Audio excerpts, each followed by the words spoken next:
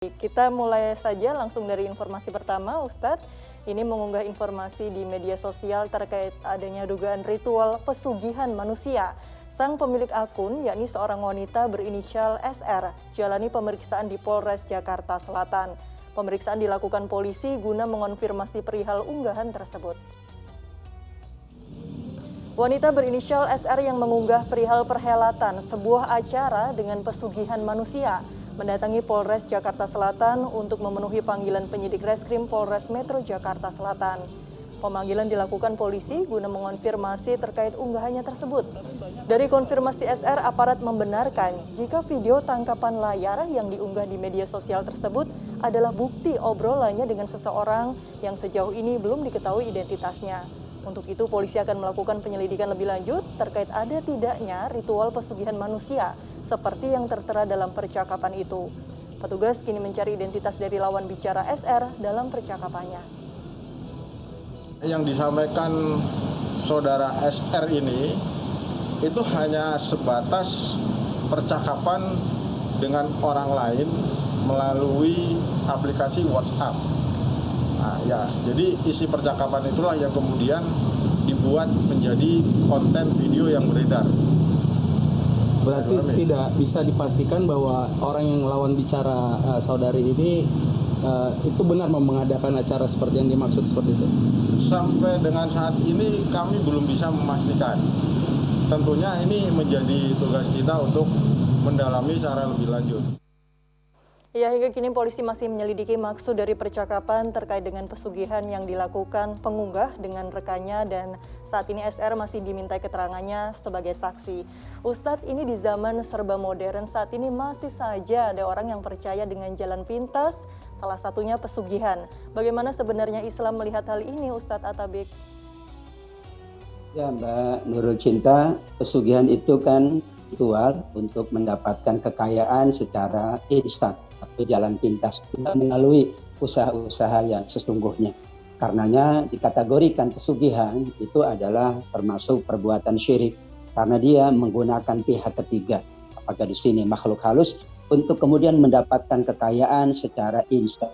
Sugih artinya kaya. Islam justru menganjurkan kita untuk berusaha. Bahkan Nabi Allah Daud kana ya'malu bi'amali yadihi. Yang terbaik adalah kita mendapatkan karunia Allah, materi, harta atau kekayaan dengan tangan kita sendiri, dengan kemahiran kita, dengan skill kita. Itulah kenapa orang yang bekerja sungguh-sungguh sampai dia penat, pulang dalam keadaan letih, kata Nabi, dosanya diampuni oleh Allah Subhanahu wa taala. Sedangkan pesugihan adalah dilarang karena ia betul-betul menggantungkan dirinya bukan kepada Allah tapi kepada makhluk Allah yang bernama makhluk halus.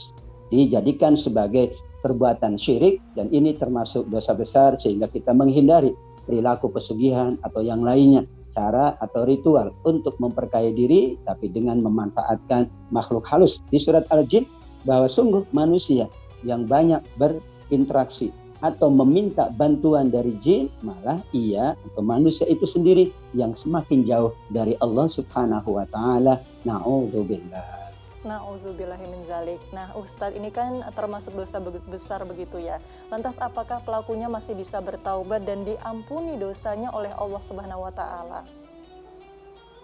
Ya, semua dosa itu Allah ampuni.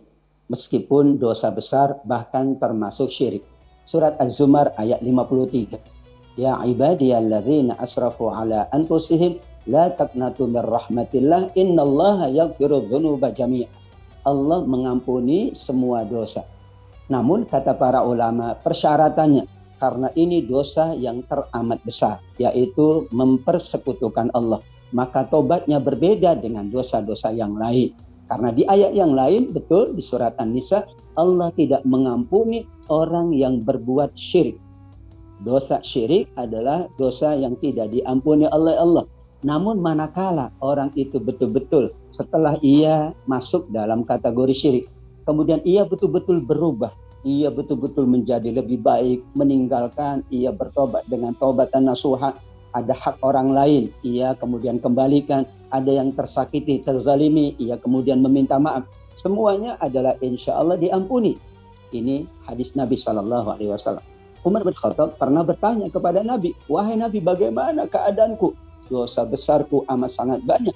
Namun kemudian Nabi menenangkan sahabat Umar, innal Islam yajubbu ma qablah. Jangan khawatir wahai Umar, kalau sungguh-sungguh, kalau tulus dan tidak melakukan lagi apa yang telah Anda lakukan dari dosa besar, dari semua dosa-dosa, insya Allah Allah akan mengampuninya. Amin ya rabbal alamin. Amin ya robbal alamin. Jika memang pesugihan itu ada, segeralah bertaubat begitu ya Ustadz, karena memang Allah Subhanahu wa taala Maha Pengampun dan selagi mereka diberikan kehidupan. Baik Ustadz Atabi, ini selain syirik, dosa apa lagi yang masuk dalam kategori dosa besar di hadapan Allah? Ya Mbak Nurul, dosa besar itu dikaitkan dengan 4. Dikaitkan dengan Allah, yaitu tadi syirik. Dikaitkan dengan keluarga, yaitu orang tua, durhaka kepada orang tua. Dikaitkan dengan diri sendiri, bunuh diri.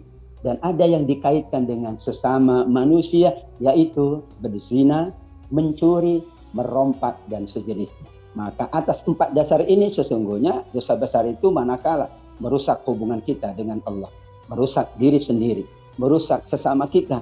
Itulah kenapa dosa besar itu dosa yang harus dijauhi, dihindari. Iyyakum wal syirkul akbar. Hendaklah kalian, kata Nabi, hindari, tinggalkan dosa besar. Karena dosa besar itu bukan hanya kita dengan Allah, tapi ada kaitan pula dengan sesama kita, insya Allah. Insya Allah.